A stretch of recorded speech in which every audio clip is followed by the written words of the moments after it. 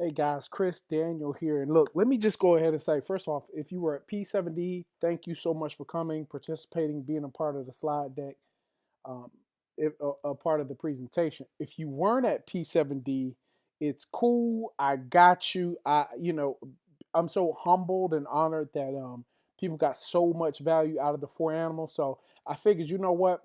And I know Carl and Ken are in the lab chopping it up. I know my edits aren't going to do it a whole lot of justice, but I thought, you know what? I'm having people go online, take the assessment. I'm sorry the link from P7D is closed, guys, so you can't go back and take that link. It was included in your package. And like E says, you got to take advantage of the opportunity in the lifetime of the opportunity, right? So that link is over. It is online. It is on the site. The site is onechrisdaniel.com. That's onechrisdaniel.com. And if you go to the resources tab, you scroll down, you'll see it in there. It's a small investment for a huge return, guys.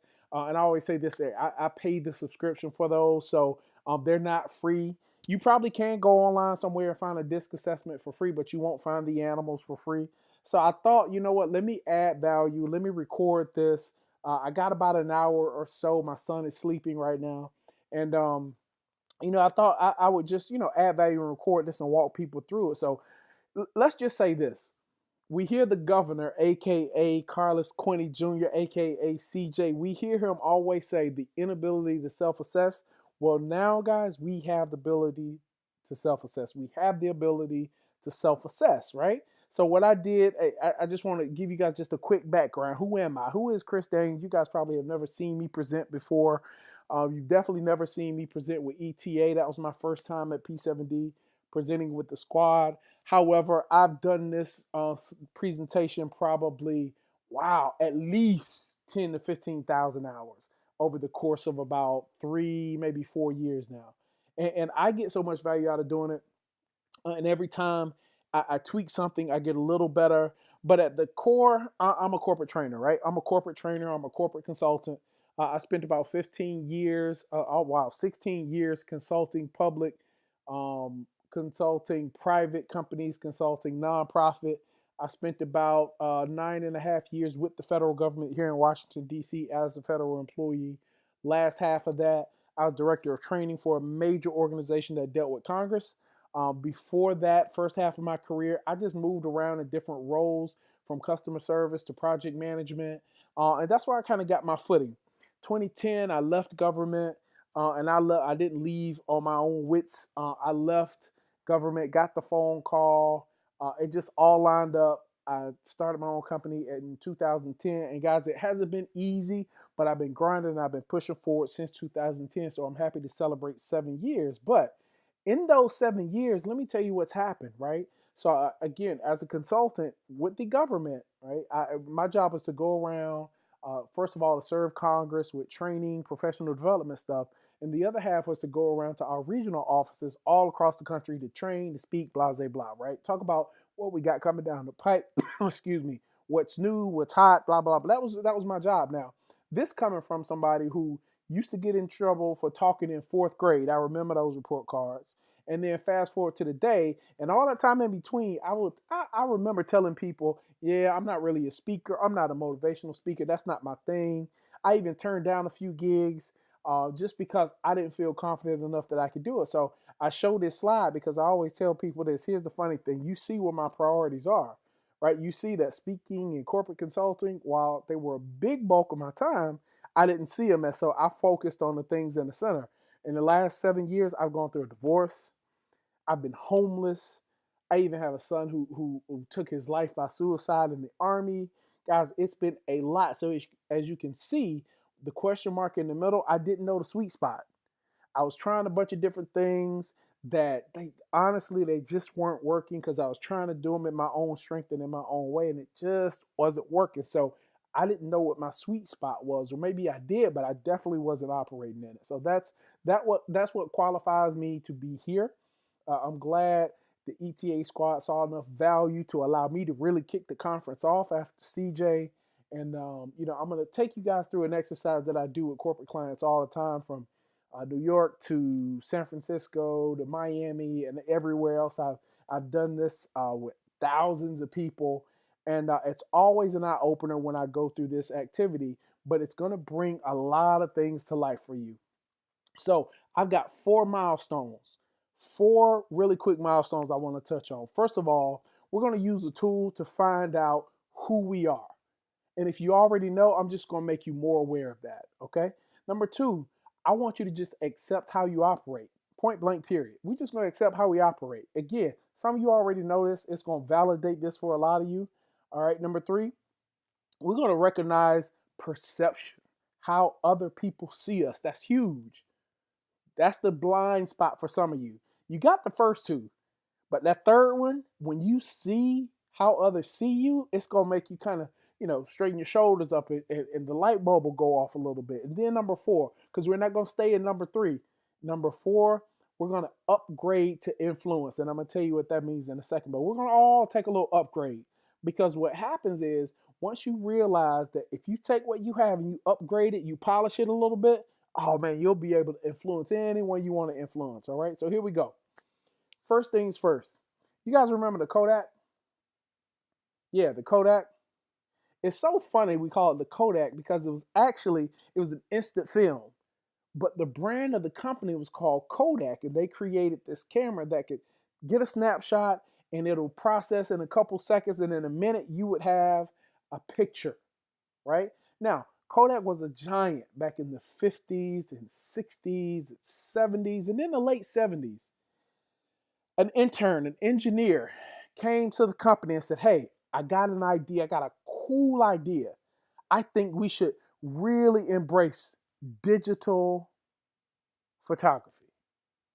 Digital photography. I'm going to say it again, digital photography. I think we need to embrace digital photography. All right. And here's what's funny about it. He brought it to the leadership team, and the leadership said, "Oh, yeah, okay, that's cute. However, we do film, we do photos, we do disposable cameras. We take real life on printed photos. That's what we do, man. So take your little cute idea and go back to your cube, intern, and let us handle this." Well, Kodak continued to reign for the next decade or so. And in the late 90s, a company called Photo came out. Ophoto, Photo. And I remember them because I was in college around that time. Photo. And Photo, they specialized in digital photography. And what their deal was, they were one of the first companies to take cameras and put them online digitally so you can print them out at CVS or on your home computer or wherever you wanted to print them out on. They were one of the first companies that do it and blew up in it. Now, although Photo is not very important, but over the years, Photo morphed. They were bought up by another company, and the funny thing about it is this technology led way to what we know today as the billion-dollar giant called Instagram. Guys, where's Kodak right now? I know. I know. The last time you probably saw one is when you went out of town to that cheesy motel and they had one in the store in the gift shop, and you could take a little, what's they call it, a little waterproof throwaway camera to the beach with you, right? Kodak went bankrupt, and they were one idea away, one cute little idea away. So I ask you today, what's your cute? What's the thing that you're not stepping into fully because you think it's cute, you think it's insignificant? I want you to think about that as the backdrop today as we go through the rest of these slides, okay? So when we talk about what's your cute, it's going to cause you to change some things. It's going to cause you to do something different. That's the reason you all are here. You want to change in your business. You want to change in your finances. You want to change in your speaking engagement. You want to change in your client base. You want to change in what they pay you. You want something to change. And here's the funny thing about change. For people who are waiting on change, that's just my definition. I call them gazelles. He's always talking about gazelles and lions. I call the people who are passively waiting on change gazelles versus the influencers, right? The lion, the influence, the people that force change, right? The people that walk into change, the people that not only accept change, but they take change by the horns and they go get it. They go change. They go purposefully change, right? Lions versus gazelles. So I found a little quote. It said, "It's not about acting like a gazelle. It's about thinking like a gazelle." to catch what you're chasing. I want you to think about that. It's not about being a gazelle or a lion, but it's about whichever animal you are. Can I think like my prey? Can I think like the thing I want to influence? I mean, can I study their movement? Can I study their language? Can I study what they're doing to then later influence them? If you can do that, guys, you can become a game changer. So I want to take that notion, take those couple of contextual points, and I want to funnel it through 4 animals. Now, a lot of you got the assessment via your email inbox. It was sent to you prior to the conference. I know it was sent to you because I started seeing them roll in. But you got a little assessment, and it probably came from Intermetrics. Intermetrics is the company that created these assessments that I use. I partner with them, have been a partner with them for 7 years. I've been using their assessments. They're some of the best assessments, same assessments Tony Robbins and his teams use. I facilitate them a little better, I like to think, because I put a little different spin on them. But it's called the 4 animals. And when I'm doing corporate, I call it the 4 animals in the workplace, the zoo you manage. So let's hop into this. I'm going to show you 4 animals. Okay, these 4 animals are 4 very distinct animals. But I'm going to show them to you one by one. I've got them on the screen now, but I'm going to show them to you one by one. And when I show them to you, I want you to just yell out or jot down the first thing that comes to mind, and I'm only going to give you like 3 seconds to do so, okay? 4 animals, let's go. Number 1, gorilla. I want you to jot down, or I want you to yell out. It's just you and me. Nobody's listening. I want you to yell out or jot down the first 1 or 2 adjectives, descriptors, characteristics of that animal. Ready? Go. 4, 3, 2, 1. Very good. Next animal. Flamingo. 4, 3, 2, 1. Very good. Chameleon. First thing or 2 you think about when you see a chameleon. First characteristic. Ready? 4, 3, 2, 1. Very good. And last but not least, our 4th animal is the turtle. Now, everybody's going to write or say the same thing on this one. Slow. But I want you to think of 1 or 2 more adjectives or characteristics about a turtle. Ready? Go. 4, 3, 2, 1. Very good. So let's wrap up. The gorilla, you probably said something like strong, aggressive, protector, dominant, right? Yep, that's what most people say. You probably got a couple more things written down or in your mind also, right? But that pretty much sums up the gorilla. Very good.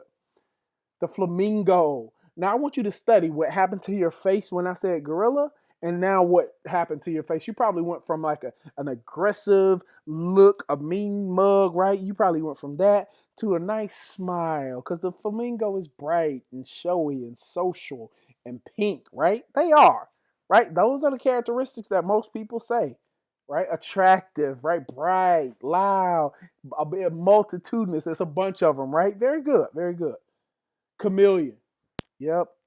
Changing. Adaptable. Sneaky. Some people say mild-mannered, behind the scenes. Doesn't like a lot of attention. Changing. Blends in. All those things, right? Very good. And last but not least, our turtle. And yes, the turtle is slow, but they're also methodical and calculated. They're also accurate and they're perfectionists. Right? They win the race in their own way, in their own time. Okay? So I want you to just think about those 4 animals. I'm going to go back through them real quick. The gorilla, number 1, strong, aggressive, protector, dominant. Okay? The flamingo, bright, showy, social, pink. All right? The chameleon, changing, adaptable, sneaky, mild-mannered. And last but not least, the turtle, slow, calculated, accurate, perfectionist. Now, those 4 animals, they are hilarious when you think about them, because those 4 animals run around in our organizations every single day. And look, truth be told, they're probably running around where you are right now, whether you're at home, at work, or wherever. So here's my disclaimer. I got 3 things. Thing number 1, disclaimer number 1, there is no right or wrong. Thing number 2, there is no good or bad. Thing number 3, it just is what it is. Okay, I'm going to say them again. Thing number 1, there is no good or bad. Thing number 2, there is no right or wrong. Thing number 3, it just is what it is, what it is. See, these 4 animals, they describe us. We fall into one of these categories. So what I ask people to do when I'm doing corporate training or speaking on this at a conference, I ask them to break out into 4 groups, right? So at P7D, there were like, I don't know, 200 plus people, had them break down into groups, had them break out into groups. So we had quite a few people per group, right? So what I want you to do while you're watching this, I want you to think of those 4 animals. Which one are you? And when I say which one are you, I'm talking about you when you get up and get in the shower in the morning and you're singing and nobody's watching, everybody's already left for work for the day and it's just you, that natural you. Which of those animals are you? Are you the aggressor? Are you the gorilla, the aggressor, the strong, protect, dominant? Are you that person when you're alone? Are you the flamingo, bright, showy, loud, social, pink? Are you the chameleon? It can go any way. You're adaptive. You adapt to your environment. Or are you the turtle? You know you're slow and you're calculated, but it always comes out right. That outfit always comes together perfectly, right? I want you to think about which one of those you are. And you can only pick one. There are no hybrids, right? There are no hybrids in this activity. All right, so take a second. All right, do a little Jeopardy music.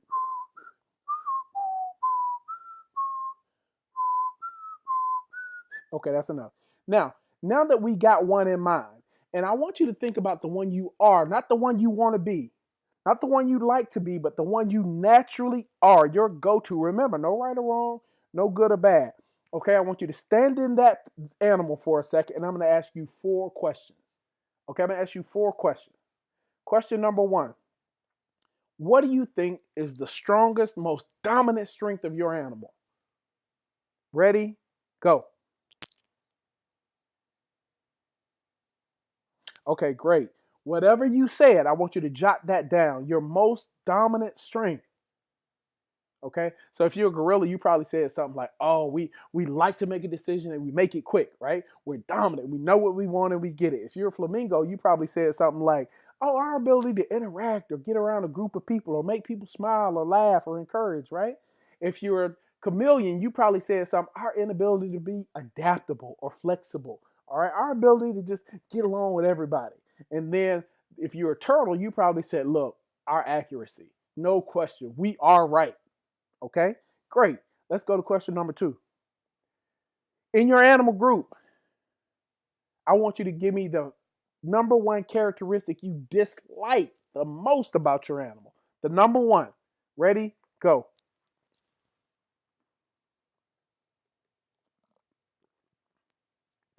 Okay. So you probably said something like, "Oh, gorilla, we probably are too overbearing sometimes. Sometimes we get a little too dominant, right?" If you're a flamingo, you probably say, "Yeah, we're just a little too loud sometimes. Sometimes we're just too much for people." If you're a chameleon, you probably say, "Yeah, sometimes we're just a little too flexible, right? To a fault sometimes." And if you are a turtle, you probably said something like, "Yeah, okay, we're a little too slow. We are a little too slow. Sometimes we wish we could speed up." Okay. Question number 3. I'm going to count to 3. And on the count of 3, I want you to jot down, okay, at the conference and when I do a corporate training. Of course, I have multiple people in the room and they point at each other. But this time I want you to, and I'm going to give you 5 seconds to do this. I'm going to count to 3 and I want you to write down on a sheet of paper which animal of the 4 animals frustrates you the most. Okay? I didn't say people, I said animals. So we got a gorilla who's dominant.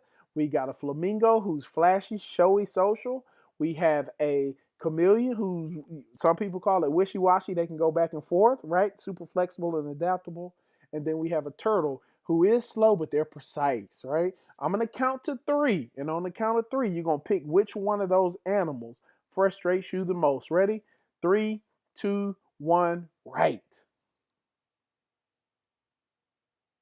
5, 4, 3, 2, and time. Okay, so here's what I want you to do. I want you to put your pencil down for a second because I asked you some questions and you probably wrote down whichever animal frustrates you the most. Some of you might have written 2 animals down, multiple animals down. I don't know. Gorillas, you might have wrote all the animals. But here's the funny thing about it. Question number 4. I want you to write down or name the thing that the frustrating animal has. That same animal that you just wrote down that frustrates you, I want you to write down the one thing that you appreciate about that animal. Okay? Get this. Really listen. The animal that frustrates you the most, I want you to jot down the one thing that you appreciate about that animal. And I'm going to give you 10 seconds to do it. Ready? Okay. 10, 9, 8, 7, 6, 5, 4, 3, 2, and time. Okay. So here's the thing. I've taken you through a series of questions. I've taken you through an animal exercise. This assessment is based off the DISC assessment. DISC, D-I-S and C. All right, D stands for dominant, I stands for interactive, S stands for stability, C stands for conscientiousness, right? D, the gorilla, I, the flamingo, S, the chameleon, C, the turtle. I love associating these with animals and not letters or not characteristics simply because I don't want to box you in, okay? But when you went through that exercise, it probably did a few things for you. Number one, it probably validated what you were already thinking about yourself. Okay, number two, if it didn't do that, number two, what it did for you is it helped you see how you really are. Yeah, it helped you see your strengths, your weaknesses, your flaws, the great things about you, the not so great things about you. That's what that activity just did. Number three, it showed you what other people perceive you to be. So when you were in those animal groups and when you wrote down that animal you are and you talked about the good parts and the not so great parts and the frustrating stuff, and that's how people see you. That's how you come off, my friend. And you might not think it, or you may think it a little bit and have been ignoring it, but I'll be real and then I'll be honest and then I'm going to be real honest with you. That's how you're perceived. Good, bad, or indifferent. Remember, I said the disclaimer. There is no good or bad. There is no right or wrong. Just is what it is. But now we have a choice. We have a choice to make. So what I want to do is I want to show you this slide. This slide is representative to all those four types and those four types across the globe. See, across the globe, we only have about 12% people who are true Ds, who are true gorillas. They're truly standing in that lane by the way they act out, by the way they speak, act, do. They're true gorillas. They fall into only about 12% of the population. Okay, and this is worldwide. Of the I and the S, there are about 30% in each of those. So about 30% of the world, super social, outgoing people. And then we got another 30% who they're behind the scenes, they're steady Eddie, they believe in stability, no sudden surprises, right? And then last but not least, our turtles, which are a little over a quarter, 28% in the globe. And those are the super sophisticated perfectionists. They need all the details and it's got to be right before it leaves their desk. Those are those types. So I just want to, again, run through them, give you the good, bad, and indifferent for each of the animals. So we see the gorilla, number one, they are fast paced. All right. But they're blunt. All right. They're all about control and getting to the bottom line, about achieving things. They're direct. They look for opportunities and solutions. Great. They take action, but they're straightforward. Sometimes they're a little too bold, a little too determined sometimes, right? Yes, they are groundbreaking, but they're a little skeptical. You got to understand, it's the yin with the yang. It's the good with the bad. All right, here we go. Flamingo's up next. Yes, we see that big word relationship. Shout out to E.T. Biggest flamingo out there, right? CJ's the biggest gorilla I know, other than myself. They're all about relationships. They're super social, but sometimes they're a little too accepting. You know, they're counselors. Sometimes they're a little too outspoken, a little too persuasive sometimes. They're willing, they're excited, they're all into social and activities and being upbeat and inspiring and innovating and motivating, but sometimes that motivating looks like convincing. All right, we got to understand both sides of this thing. Okay, let's go to the chameleon. Yes, the chameleon is consistent and stable and dependable and cooperative and polite, but they're also loyal to a fault. They stay forever, sometimes longer than they need to. Sometimes they're too cautious. Sometimes they're too empathetic. Sometimes they appease way too much. They're too accommodating. All right, we got to know both sides of it, y'all. Last but not least is our turtle. And yes, our turtle is accurate. They're logical. They're in the quality and expertise. However, sometimes they're a little too challenging. Sometimes they're, what do they call it? Analysis paralysis sometimes they're just a little too cautious. They don't make a move until things are right. And sometimes you can't wait until things are right to make a move, turtle. So you got to understand these things about you, understand these things about your animal. So what I want to do is break down some of the questions you have. Just like number one, we're frustrated because we speak different languages. And to influence, you got to understand I must speak the other person's language. Excuse me, the other animal's language. All right. So see, the game is influence. That's the name of the game. If you're trying to be a beast out here, it really doesn't matter which animal you are right now. You know, I got one of my clients, the president of a major university, the biggest chameleon out there. And he's the president of a major university on the East Coast. And he's the president and he leads well because he knows he's the chameleon. And he's just the best chameleon I've seen. One of them anyway. We just see the thing is about adapting and speaking the gorilla's language if I'm a flamingo. And yes, it's different from my language. See, I can't go to the gorilla if I'm a flamingo and say things like, oh, you know what, let's just, can we all get together? Like, can we all have some cupcakes and sit down and talk about this and have a meeting and collaborate? You're going to turn a gorilla off because they're about direct results. They're solitary animals, people. So being in a big group and in a crowd, that ain't going to really appeal to the true gorilla. They'll do it because they just want to accomplish it and check it off the box because they believe in results and crossing things off. But at the end of the day, you probably got 15 good minutes with them, at least, maybe 13, if we're being real. So I got to adapt and say, hey, this is what I need from you, Mr. Gorilla. This is when I need it. I know you're going to knock it out of the park. This is the deadline. That's the key thing for a gorilla is give them a deadline. They love deadlines because they're all about achievement, right? So give them a deadline and move out of the way and let them do their thing. Now, here's the thing you need to know about the gorilla. It ain't going to be perfect, but it'll be done. It will not be perfect, but it'll get done. They'll run spell check once right at the end before they got to turn it in. That's just how they do. And then they're on to the next thing. All right. So buzzwords for the gorilla. I, accomplish, result, bottom line, what's next? They got a huge sense of urgency. When are we going to start? When are we going to finish? What are we doing after this? That's how you can tell it's a gorilla that you're talking to. Flamingo is all about us, we, them, they, relationships, crowds, people, group, meetings, collaboration. That's their thing. So you can't one-on-one the flamingo. All right, you won't have their attention for very long if you one-on-one a flamingo. If you've ever talked with a flamingo who has a high I score on that disc, and I'm going to tell you how to read that disc in a second.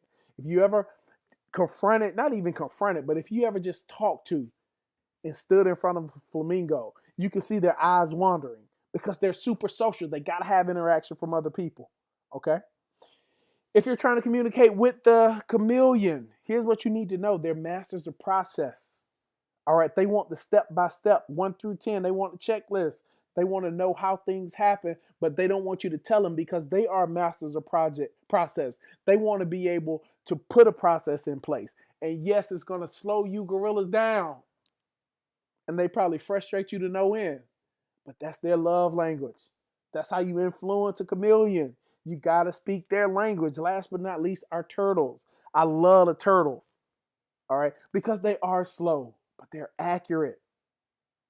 Now, the turtles, if you notice, if you ever seen a snapping turtle from Georgia, y'all, so I'm a country boy at heart.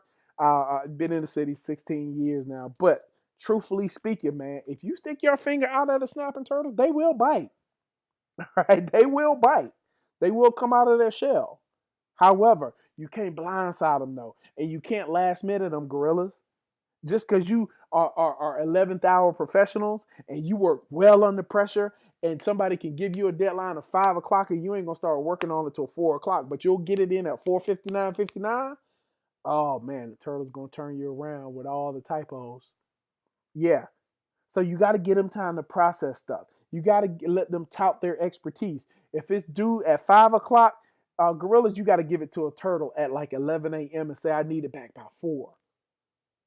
But I want you to put your polish on it because I know it's going to be right when you do it. Like you got to speak their language, right? And all you turtles out there are probably shaking your head as I'm saying this. All right. So, next question. Which animals make the best team? Well, you need the yin and the yang. Let me say that, right? So, most of the animals benefit from having a gorilla close or near simply because the gorilla is going to push you for results. And then you add your other thing to it, right? Whether it's the color, you bringing the color to it, flamingos, or you putting a process behind it, chameleons, or whether you're perfecting it, turtles. I'm telling you. See. So let me just say this: we need all of them. We need all of them, right? We need all of them. And if you have the luxury of running your own team or selecting your own team members, then great, you can select which animal you want on your team. But most of us, we just been put in teams. At some point in our career, we've been put. And have you ever noticed that it didn't work out when you didn't have a good balance of each? Yeah, that's how it works. That's how it works. So right now, I'm doing this after the fact of the conference last weekend. But man, over the last week, I've gotten call after call after call about how this has helped me as a person, how this helped me understand why I went through a divorce. How, excuse me, how this is helping me with my spouse. How I can tell now at work why me and this person. Thank you guys for first of all for finding so much value in it. But it truly has been one of the things that I'm like, wow, this has truly impacted people. And as many times as I've done it all across the country, it just gets better every single time I do it. Every single time I do it. So the last question I think is, how can I tell which animal is in front of me? Well, truthfully speaking, people are dead giveaways. If you just observe and listen, they're typically dead giveaways. So how do I tell? I can tell in about the first 15 to 30 seconds most time, unless I've got someone who's really experienced, who's taken this before and they know how to adapt and influence, then typically I can tell within the first 30 seconds about A, what someone's wearing, B, where they sit in a conference or in a room, and C, what do they say. So let's just go with the what do they say. All right, gorillas say things like now. They have a huge sense of urgency. They say things like now or next. What are we doing now? What's next? All right, can we go ahead and move on? They're already thinking about what they're going to be doing after this training is over. Okay? The flamingos, they're all about getting people together. Remember, they're social. So they say things like, oh man, when are we going to meet? Let's collaborate. Can we just bring the group together? Oh man, I would love to get everybody down, sit down at the table and let's discuss this stuff. Like that's what they do. And then they usually volunteer to bring the cupcakes and the cookies and the coffee and stuff like that. All right. The chameleons, they say things like, okay, whatever you want me to do, I'll do it. I just want to be behind the scenes. They say things like, hey, you make the decision. It's your world. Doesn't matter to me. Bingo. Or they may even say something like, oh, I just go with the flow. I just blend in. Got him, right? And then we get over to the turtles. The favorite thing for the turtle to say is, hold up, wait a minute. Before we do that, wait a minute. I need to look this over before it goes out off my desk, right? Let me just thumb through it again.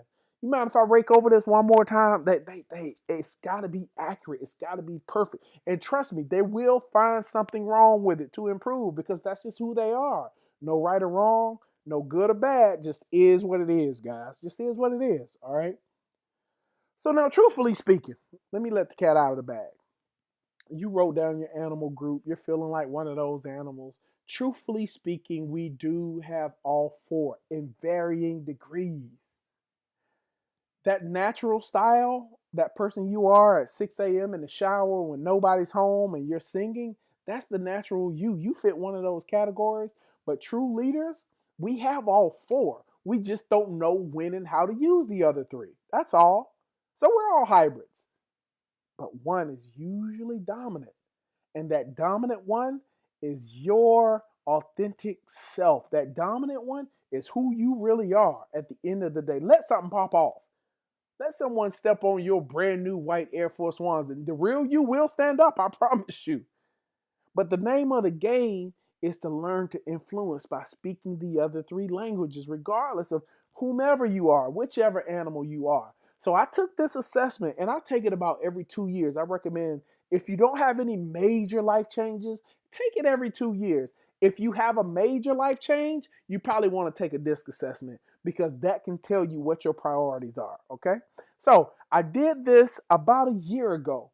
About a year ago is when I started coaching with CJ one-on-one when I went through P7D. Didn't know I was going through P7D at the time, but I started learning and applying those 7 principles to my business. And I want to show you. I want to show you what it's done for me, right? So I showed you this slide in the beginning. All right. And it was part of the process too. I just didn't think about it or know it at the time that it was just part of a process I was going through. So I went through this. I realized that I was the true gorilla, got a lot of flamingo because, again, I train in front of people and I'm engaging and I make people respond. And, that's my natural gift. That's what I do. And I've mastered it over time and I've accepted that over time. But the funny thing about a year ago, I realized that, wow, that really is my gift, that everybody didn't have that gift, right? And I can do it at a corporate level at a very high level. I've been with the nation's top hospitals. I've been with some major organizations. I've been with NBA, NFL, just some major organizations doing what I do at a very high level. And I never thought about it. I was like, okay, well, since I've been doing it for 16 years, then I should be pretty good at it. But it's a natural God-given gift. And once I realized that and started to put it in perspective, then what I thought about myself, the story I told myself, it all changed. So I used to tell myself this story. Yep, I'm divorced and I've been homeless and my son took his life and I speak and I do consulting also. That used to be the story until I shifted the focus. And when I shifted the focus and when I started focusing on dominating my lane as the gorilla I am, let me show you what happened. And now all the turtles will catch the typo on this slide. It might be more than one, but I want to just show you if you don't focus on my perfection, but you just focus on my effectiveness and using this over the last 12 months, this is what has happened. This whole PMP guru thing, yes, I put the focus there. That has become my sweet spot, but as a result, you see, I'm running my own boot camps, y'all. I'm running my own PMP boot camps out of my corporate training center. I went from homeless to having a corporate training center at the National Harbor, one of the best places in the country, y'all. Still doing corporate consulting with major brands. I just had a conversation with the Carolina Panthers to maybe do some work with them. I was requested to speak at a co-parenting conference coming up in fall 2017. Black Enterprise, Smart Sheet, and the Project Management Institute. They're in London. You read it right, UK. The London edition of the magazine just published an article about me. So did Black Enterprise. So did Smart Sheet. Smart Sheet is a great organization that creates project management tools. To doing video work on suicide with the military, NFL, and NBA, y'all. I just spoke at a conference a couple weeks ago. 850 people at a gala. It wasn't a conference. It was a black tie gala where I got to get up and share my story in front of 850 people. And Coach Mike Krzyzewski and a bunch of other NBA, NFL, high-level people came up to me one-on-one and just say, thank you so much for sharing. Like, that was truly a blessing. I don't know how you did it. I don't know how I did it either. It wasn't all me. I'll tell you that now. But I mean, Fox News, I've written for American Express, Open Forum, TheNeeds.com, pull some stuff offline. And it's just because I use this self-assessment to really start to dominate my lane. So if I can leave you with anything, I want to leave you with 7 principles. 7 principles that I've applied that have helped me go from good to great on my way to phenomenal. Okay? Principle number 1, you got to master your language and its perception, how you're perceived. You got to master that. I'm not saying change it. I'm saying if you're a flamingo, you better be the best doggone flamingo out there. But you got to be able to manage how people see you. And we can't control it. I didn't use the C word. I said manage it. Number 2, frequently speak the language of the others. If you want to influence people, you got to speak their language. Number 3, you need to complete the DISC assessment in its totality. And yes, it was included in the P7D package, but if you weren't at P7D, you can go to my site, onechrisdaniel.com. That's ONECHRISDANIEL.com/resources. Or click the resource tab and scroll down and you'll see it down there. It's a small investment. And I say investment, it's not a fee, it's a small investment, because if you know this, man, you can totally change the trajectory of your life. I promise you. All right. Number 4, make the intentional small changes. A little bit of typo there, but make the intentional small changes. Like, just tweak it. It's degrees, y'all. Just make the little changes you need to make. That's it. You're already made perfectly, granted, but there are some changes, some tweaks you need to make to get to the next level, to influence the person in front of you. Make them. Make them. Number 5, find your sweet spot. And when you find that sucker, I want you to dominate it. Number 6, improve by 1% daily. That's the theory of compound interest. 1% daily. If we can just get that, if we could just improve by 1% daily, math says that if we improve by 1% daily, in 1 year, we'll have a 3,800% improvement.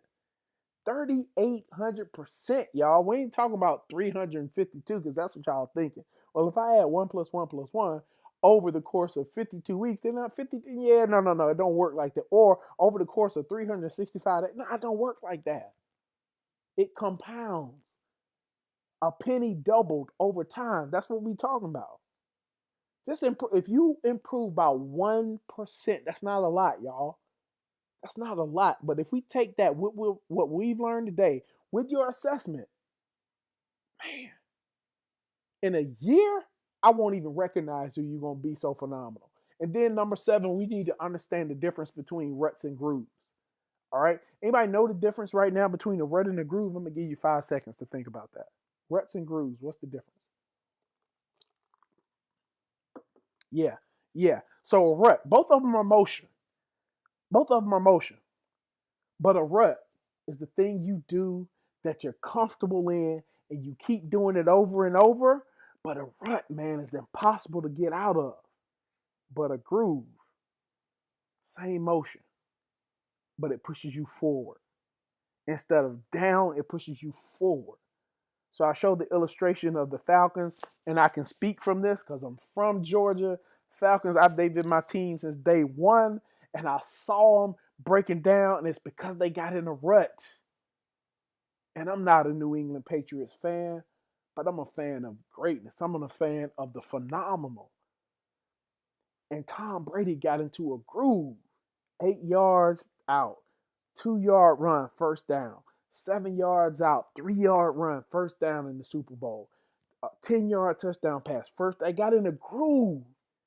And man, a groove is unstoppable. So I'll leave you with this. We now have the ability to self-assess. Finish your assessment. Complete it. Those are the 4 animals, but the assessment is 22 pages. I want you to read every page. Read every single page. And once you finish those pages, I want you to answer the questions in the back. Those questions in the back will create the perfect plan, the perfect 1% plan for you to take your life to the next level. Thanks so much, guys. I appreciate your time, and let's get better.